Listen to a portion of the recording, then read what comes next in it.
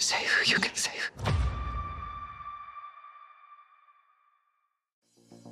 Salut à tous, aujourd'hui est un grand jour pour nous les fans des jeux vidéo de Last of Us. Le premier grand teaser de la série HBO est sorti le lundi 26 septembre à 18 h. Et je vous invite à regarder ma vidéo précédente sur la série où j'imaginais l'adaptation par HBO épisode par épisode, et où je donne mes attentes sur la série. Je vous préviens d'avance que durant cette vidéo je ferai forcément beaucoup de références aux jeux vidéo, en particulier au premier opus. Je vais tout de même m'efforcer de donner le moins d'éléments spoilers possible, bien qu'HBO va adapter les jeux, apporter de la plus-value et des différences scénaristiques, il paraît plus que certain que les grandes lignes seront respectées. Je ne peux pas parler de la fin de l'histoire, mais il est possible que je mentionne quelques petits événements qui pourront être perçus comme des petits spoilers. Vous êtes prévenus. Je vais quand même vous donner une synopsis très brève, histoire que vous ayez un minimum de contexte sur lequel je vais souvent m'appuyer. The Last of Us, c'est l'histoire d'un road trip. Joel, un homme ayant vécu le début de l'épidémie, va se retrouver par la force des choses sur le chemin d'Ellie, une jeune fille qui est très importante pour l'organisation qui se fait appeler les Lucioles. En effet,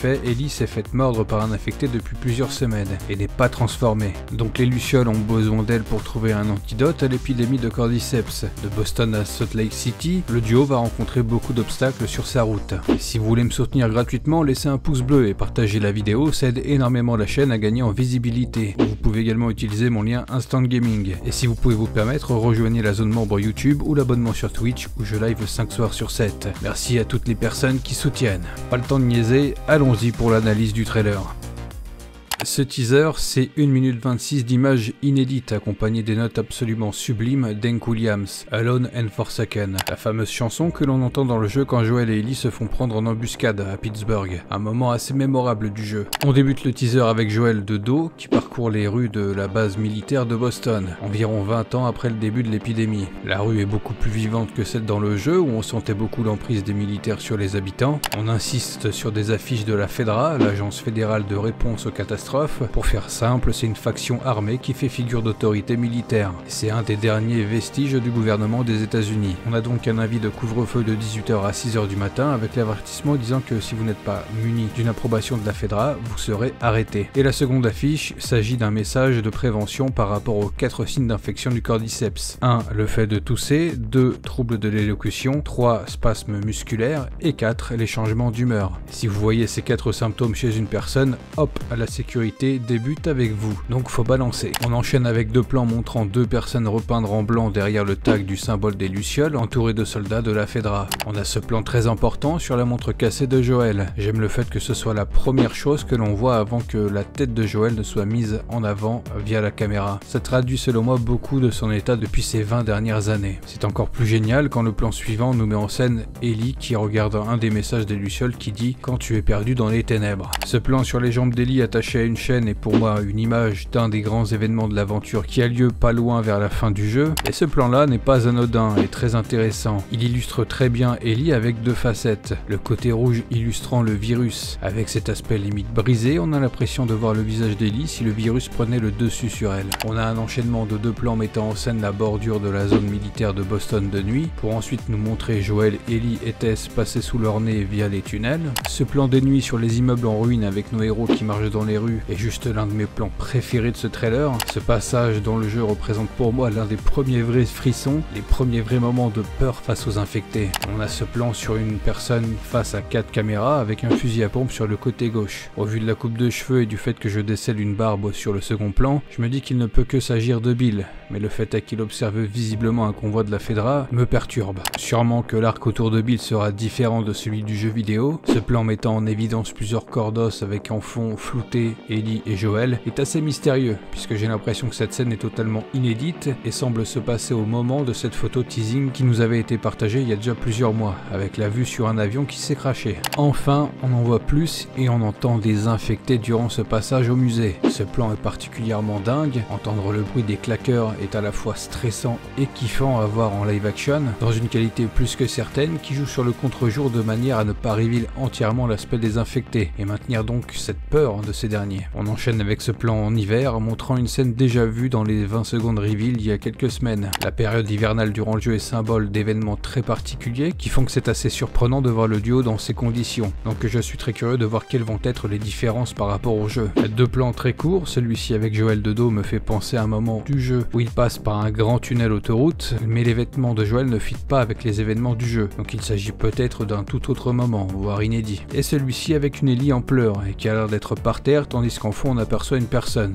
Je ne saurais pas dire à quel moment du jeu ça correspond, peut-être à un moment qui adapte le DLC Left Behind. On a ensuite sur ce plan Marlène, un moment qui doit correspondre au début de l'histoire quand Joel et Tess vont tomber sur elle par hasard et enclencher la discussion pour le road trip avec Ellie. Plusieurs plans tirés des événements de Left Behind qui est l'unique DLC du jeu The Last of Us, mettant en scène comment Ellie se fait mordre par un infecté.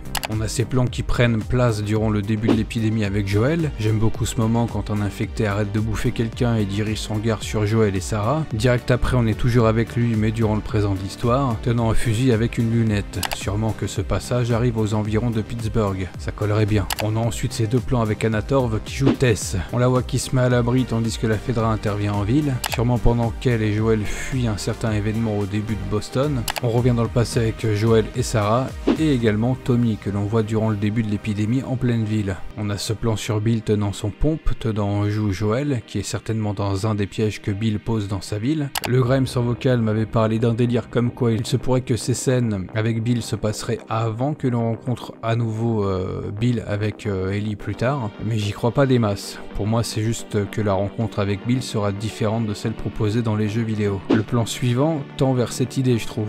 Deux personnes en dîner qui se tiennent la main. Pour moi il s'agit de Bill et Frank. Si ce n'est pas eux, je ne vois pas qui ça pourrait être. Ces plans-là mettant en scène un Joel qui frappe à la mort un soldat de la Fedra. Ce plan aussi avec Ellie qui pour moi se déroule durant la scène du musée. Et là c'est très intéressant. Il s'agit d'un nouveau personnage. Elle a l'air d'être la leaduse des gens hostiles qui s'en prennent à Joel et Ellie à Pittsburgh. Je me dis ça puisque le plan d'après nous montre ce camtar avec un custom écrit Run. Ensuite on retrouve Joel et Tommy dans la voiture durant le début de l'épidémie. Et on a ce plan excellent et totalement inédit avec cet avion qui se crache en ville. Pour moi ça veut clairement dire que ce moment de début d'épidémie sera sûrement beaucoup plus développé et pourquoi pas plus long que dans le jeu, et surtout beaucoup plus impressionnant, ce qui est rassurant et donne beaucoup envie. On a aussi ce plan où j'imagine que c'est durant la même nuit où l'on voit Joel qui s'approche d'une personne qui tient visiblement une arme à feu. Ce plan est très intéressant, on voit de la neige encore une fois, un paysage qui fait penser à Jacksonville, mettant en scène 3 chevaux et sûrement 3 personnages sur chacun d'eux. Mais la caméra nous met en évidence au milieu une personne avec un chapeau de cow-boy. Je n'ai franchement aucune idée de qui ça pourrait être. Peut-être Tommy. On a ce plan durant les événements de Pittsburgh puisque l'on voit Ellie, Henry et Sam qui fuient un des camions qu'on a pu voir plus tôt. Sur ce plan on voit 3 personnages dans une pièce, surpris par une explosion au niveau du mur. La femme assise, je pense qu'il s'agit de Tess. Ce plan également très rapide avec Sarah et Joel qu'on avait déjà vu dans les 18 secondes qui étaient sortis il y a quelques semaines. Ce plan là avec Tess de dos me fait penser à un certain événement vers les débuts de l'aventure, mais les personnages qui courent en fond ont l'air bien trop rapides pour être ceux auxquels je pense, et sûrement auxquels vous pensez aussi, donc ça risque d'être encore une surprise niveau adaptation. Ce plan sur une personne qui fait tomber un briquet, je ne saurais pas dire à quoi ça correspond. Ce plan d'accident avec Joel et Ellie, c'est bien sûr pendant l'embuscade à Pittsburgh. On enchaîne sur ces deux plans avec Joel et Ellie, avec cette dernière avec le visage éclaboussé de sang. Il s'agit bien évidemment pour moi d'une des scènes les plus émouvantes du jeu. Pour le peu qu'on en voit, l'action sera mise en scène différemment, étant donné qu'ils sont en extérieur. Là où dans le jeu, la scène se passe en intérieur. Et on finit l'enchaînement de plusieurs plans courts avec cette image serrée sur un claqueur. Juste sublimement cauchemardesque. Séquence sur Joel et Ellie avec en fond une voix féminine qui dit « Sauve qui tu peux sauver » et qui fait directement référence à Joel. Je soupçonne que cette voix soit celle d'Anna Torv, aka Tess, ou bien alors celle de Ashley Johnson. L'actrice qui joue Ellie dans les jeux vidéo est aussi au casting de la série, donc pourquoi pas. A savoir que Troy Baker aussi, qui joue Joel dans les jeux, est également au casting de la série. J'aime bien l'idée que les deux pourraient jouer les parents d'Ellie. Et le teaser est conclu par ce merveilleux plan de Joel et Ellie sur un cheval. Un moment qui je pense correspond au chemin qu'ils parcourent avant d'arriver à l'université au Colorado. J'ai vraiment adoré ce teaser. Comme son nom l'indique, ce n'est qu'un teaser. Je pense qu'on peut espérer un vrai trailer d'ici début 2023, d'au moins 2 minutes 30 voire 3, avec une date de sortie pour milieu ou fin d'année. Du début à la fin, entre scènes iconiques du jeu vidéo, scènes et personnages revisités avec cette adaptation, et une réal qui a l'air juste parfaite, ce trailer me donne vraiment confiance dans le projet. Je savais d'avance qu'avec ce choix de se tourner vers HBO avec l'équipe de Druckmann et le réal de la série Tchernobyl, je savais qu'on partait d'office avec d'excellentes bases, sans compter le budget. budget. Même au niveau des effets spéciaux donc, du peu qu'on voit, on est sur une réelle proposition qui se veut très fidèle à l'ambiance et à la DA des jeux vidéo. Au vu des nouvelles images qu'on a pu voir avec ce teaser et de la chanson utilisée, je suis encore plus convaincu que la série est plus qu'entre de bonnes mains. J'ai rarement été aussi confiant sur une adaptation de jeu vidéo qu'avec Last of Us HBO. Le film d'Assassin's Creed par exemple, j'étais confiant et j'avais hâte de le voir, mais je savais aussi que ça n'allait pas être parfait. Alors que là, on peut pas parler de perfection possiblement, mais je sais que je vais être sur une adaptation qui sera fidèle au produit de base,